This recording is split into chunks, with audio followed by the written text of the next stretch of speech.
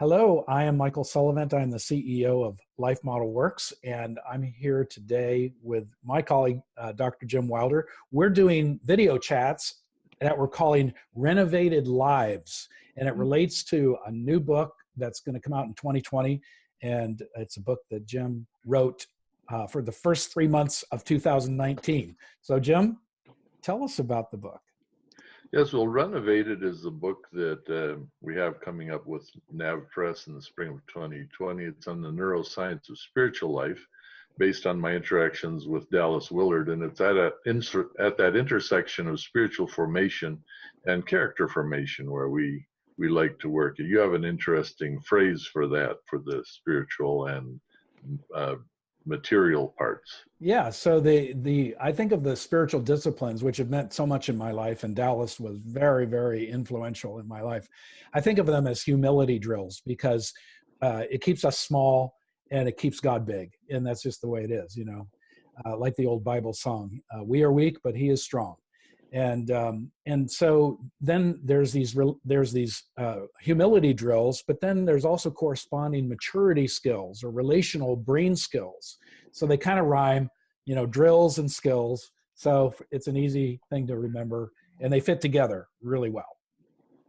Well, in the preparation of the Renovated book, we've actually begun a rather large discussion with everybody we know who has both experienced something of the spiritual disciplines and the core of Christian life and the brain skill training. And Amy Brown, who is our guest today, is one of those people who's spent a considerable amount of time right at that intersection, and particularly at the brain skill training part of it. She's the author of the 19 Skills in the Bible book. She's a relational skill trainer with international experience and an online group leader, and works with addiction recovery and things like that. And if I had to say, I had to name the person with the most passion to figure out every way to get this into the community itself, it would have to be Amy Brown. So I'd like to welcome you to our interview today. So, wow, thank you.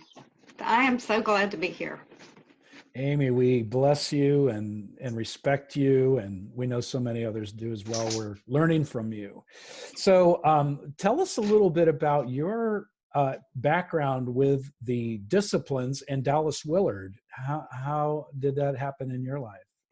Yeah, so the spiritual disciplines, I grew up in a home that was loving but pretty emotionally anemic, and so my connection with people and with God was really distant. And so I also came from a scientific background. My dad worked for NASA, so experiments are a big thing. So I was just one thing after another I would pour myself into. And so the spiritual disciplines, I didn't learn as much about Dallas until about the last 10 years, but even before that, I was, memorizing scripture when I was young. I was, spending time off by myself with the Lord, but it felt like it was just me talking, even though I trusted that he was there. And probably the most effective thing, though, for my growth and my connection with him was when I went through a long period of time where I would journal through the Bible. I would just read something until it kind of came alive, and then I would journal what it seemed I was hearing from that. And so I didn't know at that time, but as I read back through those journals, I was like, oh, okay, yeah, that was a real true connection with God. So you were not exposed to Dallas in your early years. No, I wasn't. And then, but you did somehow come into a relationship with the life model stuff. Yes. As we affectionately call it. I think I'm going to write a blog called The Life Model Stuff or something, or a series of blogs, because everybody calls it that. Anyway, tell us about your connection with Jim Wilder and his body of material.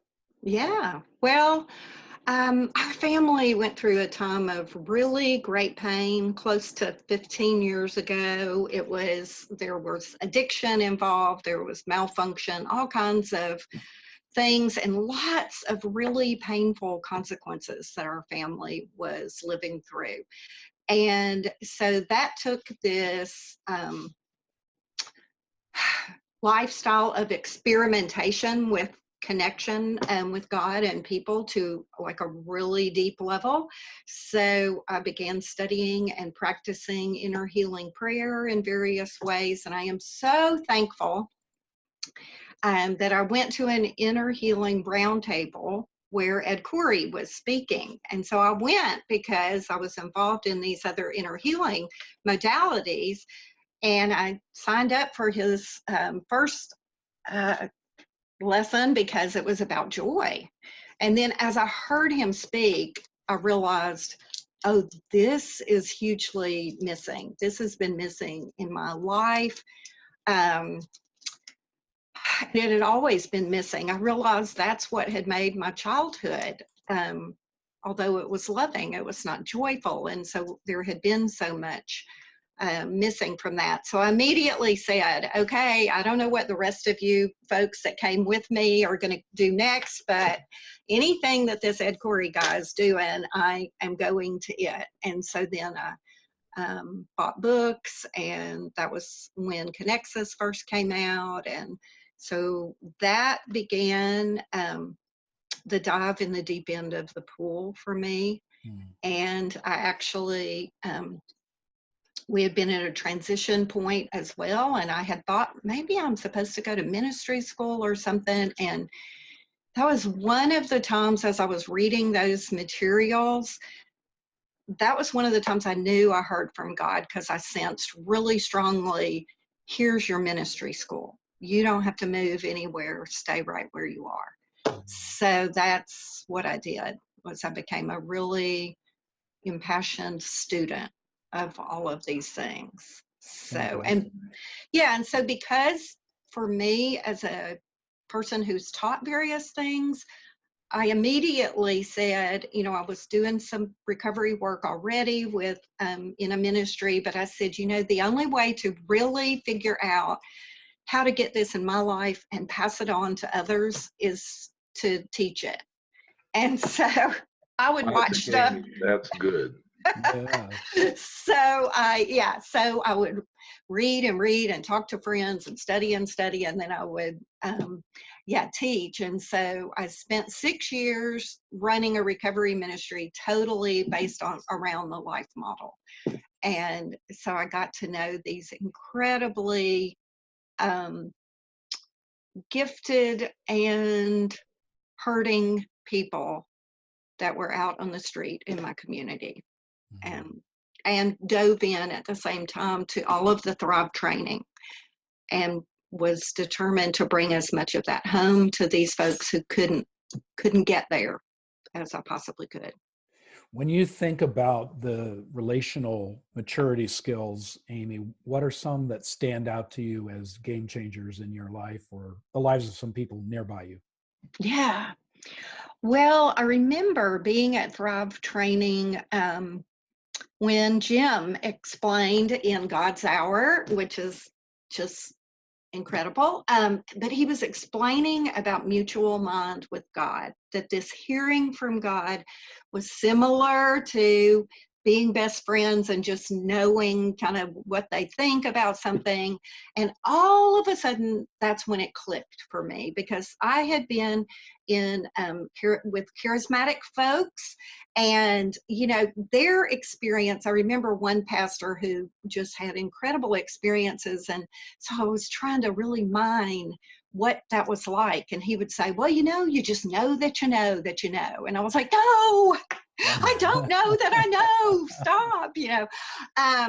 But when Jim said that, that ended this like decades long wrestling with God about what does it mean to hear you. And so I think that the importance of community has been incredibly powerful for me. I always had this strong desire for community. I remember thinking, I bet I would have ended up in a commune in the 60s if I'd been 10 or 15 years older, because I just wanted that desire to connect deeply. But my malfunctions made that really difficult. And so I was pretty prickly.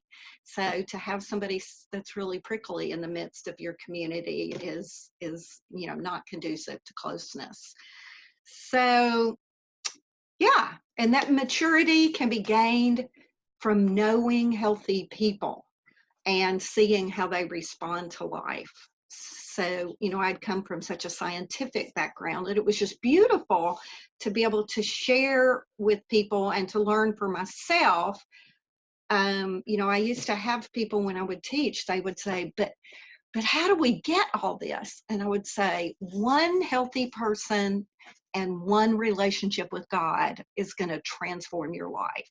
And then you go from there. And they'd be like, oh, okay, I think I could find one healthy person. And I know God is glad to be with me because Miss Amy said so. So yeah, I think those were the things, that God is glad to be with me personally, and that flowed out into creating belonging that I had been looking for. So it has been completely transformational for my life. Fantastic. Thank you for sharing your life-giving story. It's contagious just to listen to you, obviously. So Jim, how about you? What do you think about this little interview? Well, contagion is the word. Amy's entirely right that there's no better way than passing on the life that you've received to make it really a part of yourself and your community. And her passion just matches mine to take joy to the parts of the world where joy is low. Mm-hmm. And it seems every time I turn around, Amy's figured out another way to do it, which is part of the creativity about it that I just love. It's part of the partnership with God that He will empower the stuff that brings us to life to spread to others. And so, thank you for being with us, Amy. It's been fun. It has been a blast. Thank you so much. We believe that we're on the forefront of a relational revolution in the world, because the world has been dehumanized by so many unfriendly things to the human heart that break our relationships down. And so we're excited about what God is doing in our generation, and that we get to be a part of it and get to articulate some of these things that have kind of been overlooked, forgotten, or never known, that we're discovering. Yeah. So Amy, thank you for being a part of our conversation today. Thank you. Yeah. Thanks for having me. All right. Until later, God bless. Bye-bye. Yes. God bless.